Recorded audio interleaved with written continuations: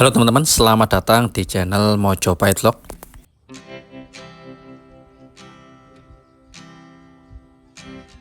Di dalam kehidupan ini memang ada hal-hal yang mendasar wajib untuk dipenuhi oleh semua makhluk, yaitu kebutuhan akan air, baik itu tanaman, hewan, terlebih lagi manusia.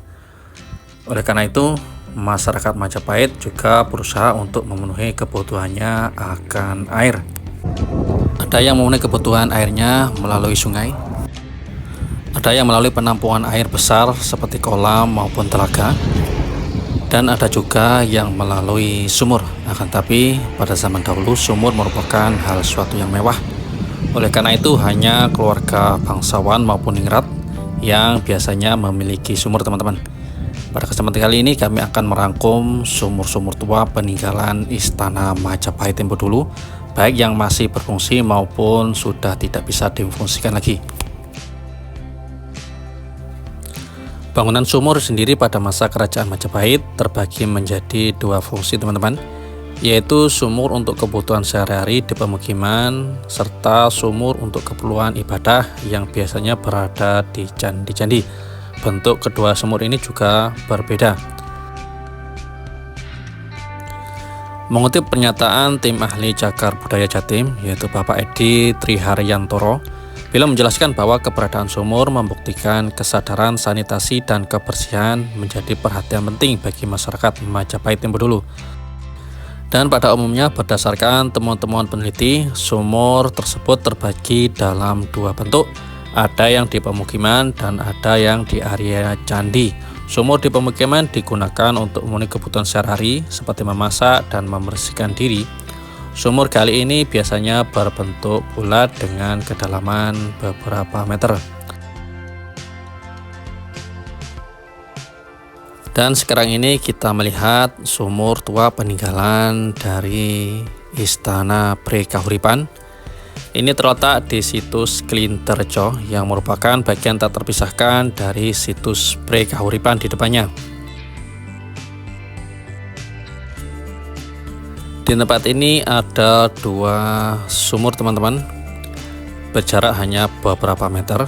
Sebenarnya di daerah sini juga banyak ditemukan sumur-sumur peninggalan Majapahit, tetapi kita akan melihat dua yang pokok. Dan kebetulan dua-dua sumur ini masih ada airnya dan bisa digunakan.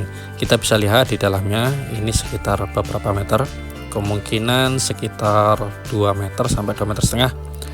Airnya masih lumayan bisa dipakai, tidak terlalu dalam untuk kedalamannya.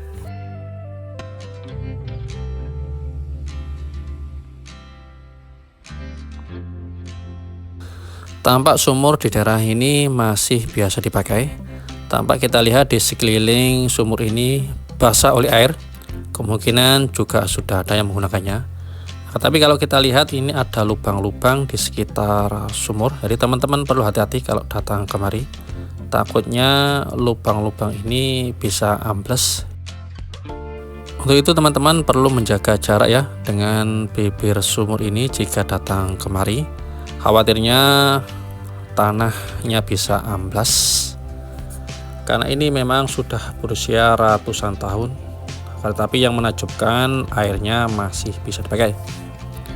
Dan ini yang sisi selatan dari sumur yang pertama tadi, ini diameternya lebih besar dari yang tadi, teman-teman. Ini kemungkinan berdiameter 1 sampai 1,5 meter.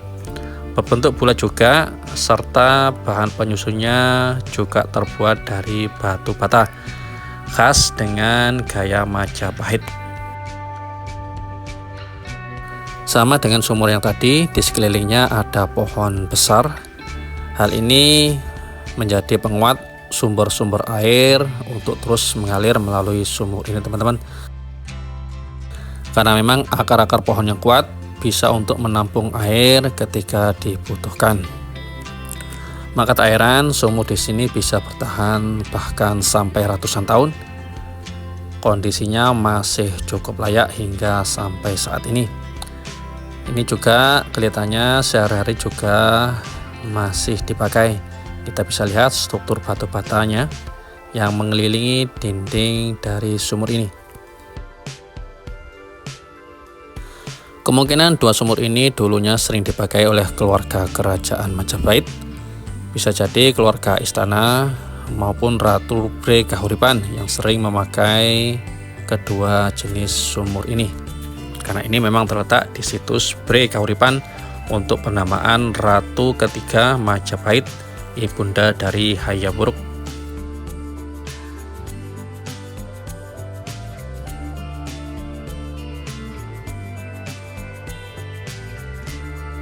Untuk teman-teman yang datang kemari, kami sarankan pada waktu siang hari, dikarenakan sumur ini letaknya rendah, tidak ada penanda kalau di sini ada sumur.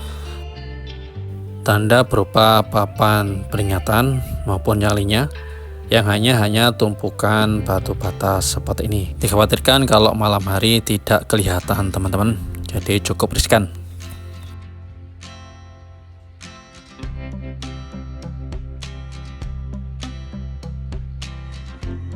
Kemudian melanjutkan tentang kebutuhan macam-macam sumur pada zaman Majapahit. Selain untuk kebutuhan domestik teman-teman, keberadaan sumur tempo dulu juga berfungsi untuk kebutuhan ibadah. Sumur di area candi biasanya berbentuk kotak seperti ini. Sumur ini untuk bersuci sebelum ibadah menggunakan bata kotak. Dan ini tepat berada di sisi barat dari Candi Kedaton. Maka layak sumur ini digunakan sebagai bersuci tempo dulu. Dan kalau kita lihat kualitas airnya ini yang paling bagus sampai saat ini. Airnya jernih dan berfungsi juga sampai sekarang ini. Uniknya juga di sini juga dikasih alat pompa air teman-teman. Jadi teman-teman tidak perlu menimba untuk mengambil air yang berasal dari sumber mata air ini. Cukup teman-teman menyalakan keran yang tersedia di sisi sumur ini. Langsung airnya keluar bersih. Dan menurut penjaganya, sumur ini walaupun kemarau panjang tidak pernah surut sekalipun, dan airnya cukup layak untuk digunakan. Bahkan tak sedikit yang datang dari luar kota datang kemari hanya untuk mengambil sumber air tersebut. Kita bisa lihat di depannya itu adalah Candi Kedaton. Mendengar namanya saja Candi Kedaton, ini adalah daerah elit keraton dari Majapahit tempo dulu.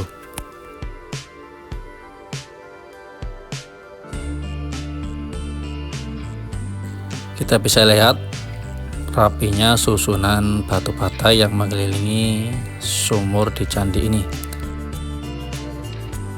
Kita bayangkan dulu sebelum para raja dan bangsawan Majapahit melakukan ibadah di Candi Kedaton ini, mereka terlebih dahulu bersuci dengan menggunakan air dari sumur ini teman-teman.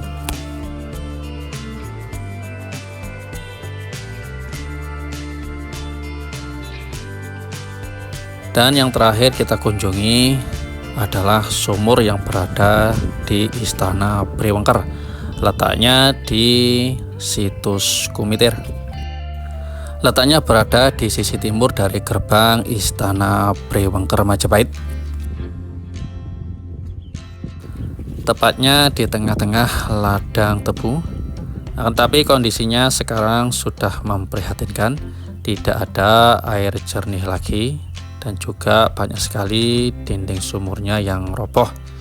Di tengah-tengahnya sudah berisi tanah, bukan air bersih lagi.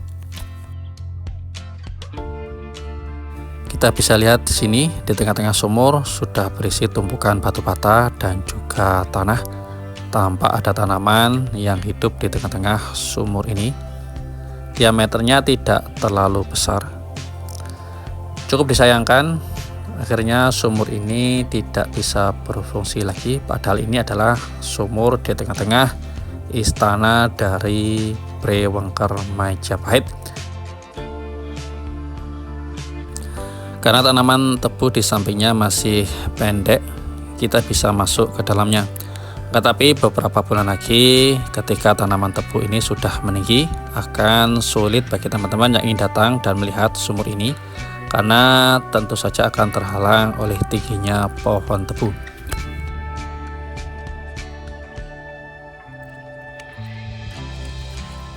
Kita lihat dinding bata yang mengelilingi sumur ini berbentuk bulat dan cukup tebal. Memang tampaknya sumur ini diameternya lebih kecil dari beberapa sumur yang tadi kita lihat, baik itu yang berada di situs Bre Kauripan maupun Candi Kedaton. Demikianlah teman-teman informasi tentang sumur-sumur tua peninggalan dari Istana Majapahit. Semoga informasi ini bisa menambah cakrawala kita tentang peninggalan nenek moyang kita. Rahayu.